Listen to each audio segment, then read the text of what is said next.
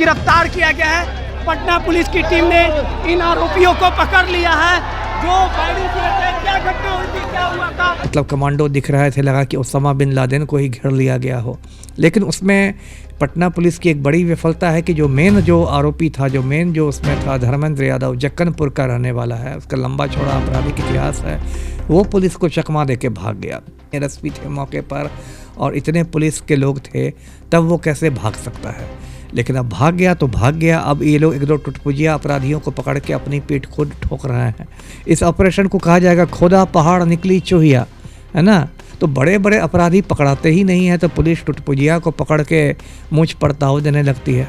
Patna police और धर्मेंद्र यादव के गुर्गों में कल कंकड़बाग थाना क्षेत्र के रामलखन पत्र में मुठभेड़ होती है और इस पूरे मामले को लेकर पटना के एसएसपी ने इस ऑपरेशन के नेतृत्व में कार्रवाई की गई थी, जिसमें 4 आरोपियों की गिरफ्तारी हुई। और एक मीडिया से बात करते हुए पटना के एसएसपी अवकाश कुमार ने कहा कि जमीनी विवाद से पूरा मामला जुड़ा हुआ था। आपको बता दें कि कई घंटों तक ये ऑपरेशन चलाया गया, जिसके बाद हथियार के साथ 4 आरोपियों की गिरफ्तारी हुई। पटना में लगातार भू माफिया सक्रिय होते जा रहे और जिस प्रकार से अपराधियों के द्वारा पुलिस पर फायरिंग की गई, इसको लेके स्थितियां काफ़ी बिगड़ गई थी। हमारे साथ बात करने के लिए पूर्व आईपीएस अमिताभ दास सर हैं। सर, कल जो पूरा वाकया हुआ है, कोई पहली घटना नहीं है। जिस प्रकार से जो पूरी घटना हुई, अपराधी और पटना पुलिस में जो मुठभेड़ हुआ, लगातार पटना में भू माफिया जो हैं वो सक्रिय होते जा रहे हैं। कई ऐसे घटनाएं सामने आई है कि जमीनी विवाद को लेके हत्याएं तक हो जा रही है। आखिर क्या कारण है कि भू माफिया, बालू माफिया पर पुलिस अंकुश नहीं लगा पा रही है और कल पुलिस को 4 आरोपियों को गिरफ्तार किया है? नहीं, सिर्फ पटना की बात नहीं, पूरे बिहार की बात है ना? पूरे बिहार में देखिए अराजक माहौल है और माफिया राज जो है वो चरम पर है। जो हमारे मुख्यमंत्री हैं पलटू राम, जो सुशासन का ढोल बजाते हैं, वो माफिया डॉन अनंत सिंह के आज्ञाकारी चपरासी बन गए हैं।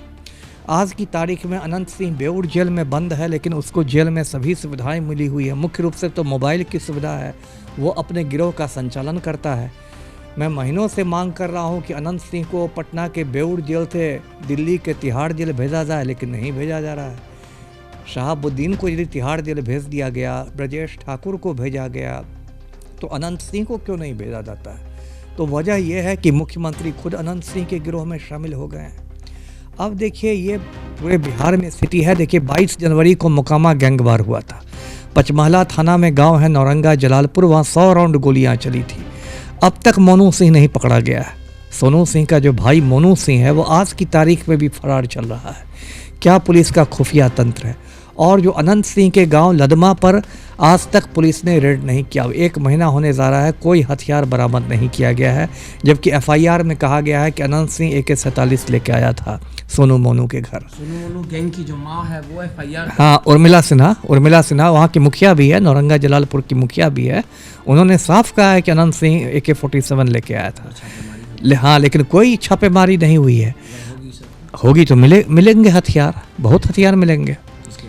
अनंत सिंह के घर और किसके घर?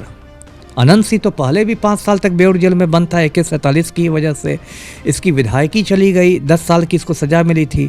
फिर पिछले साल 14 अगस्त को पटना हाईकोर्ट ने इसको रिहा कर दिया। कायदे से हाईकोर्ट के फैसले के खिलाफ सुप्रीम कोर्ट में अपील होनी चाहिए थी, कोई अपील नहीं हुई। तो देखिए, अंधेर नगरी चौपट राजा के हालात हैं बिहार में। याद होगा दर्शकों को, कुछ महीने पहले दरभंगा में, बिरौल में जो VIP सुप्रीमो हैं मुकेश साहनी, उनके पिता जीतन साहनी की हत्या कर दी गई थी। मार के टुकड़े टुकड़े कर दिया गया था जीतन साहनी को। उस समय भी एकदम उच्च स्तरीय बैठक हुई, ऐसा हुआ वैसा हुआ, लगा कि अब तो पलटू राम एकदम माफिया को जड़ मूल से उखाड़ देंगे, लेकिन कुछ नहीं हुआ। वही ढाक के 3 पात। तो बिहार की स्थिति अभी देखिए बहुत गंभीर हो गई। अभी कल की जो आप बात कर रहे हैं, कल मैं दर्शकों को बता दूं क्या हुआ।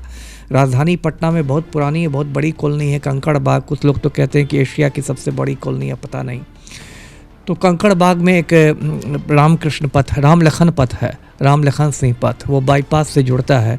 वहाँ एक 4 मंजिला मकान है, किसी उपेंद्र सिंह का कहा जा रहा है। उसमें 4-5 अपराधी घुस गए। उसके बाद उसकी घेराबंदी हुई, बहुत देर तक तो लाइव जाता रहा यूट्यूब चैनलों पर, और ऐसा मतलब कमांडो दिख रहे थे, लगा कि ओसामा बिन लादेन को ही घेर लिया गया हो।